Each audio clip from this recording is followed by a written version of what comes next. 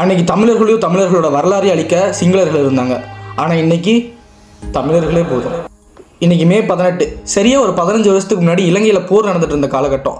தமிழ் மக்கள் கொத்து கொத்தாக செத்து மடிஞ்சாங்க.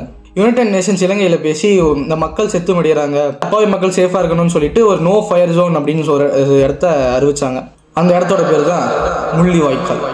எல்லா நாடுகளும் எல்லா பெரிய பெரிய தலைவர்களும் ஏன் தமிழக அரசியல்வாதிகள் கூட கொடுத்த அந்த தைரியத்தினால தான் இந்த முள்ளிவாய்க்கால்ங்கிற இடத்துக்கு மக்கள் போயிருந்தாங்க.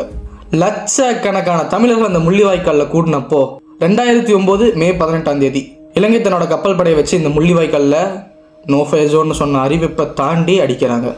செத்துட்டாங்க, செத்து மடிஞ்சாங்க. ஆயிரங்கள் இல்லை, லட்சங்கள் இல்லை. இதோட வேதனையான ஒரு விஷயம் என்ன தெரியுமா? இந்த வரலாறு தமிழர்களுக்கே இப்போ தெரியறதில்ல.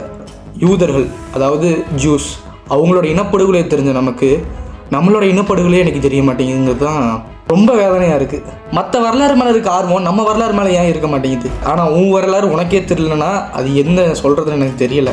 தயவு செஞ்சு இதுக்கு மேலேயாவது தமிழ் ஈழத்தை பற்றியும் தமிழ் மக்கள் இனப்படுகொலை பற்றி தெரிஞ்சுக்கோங்க.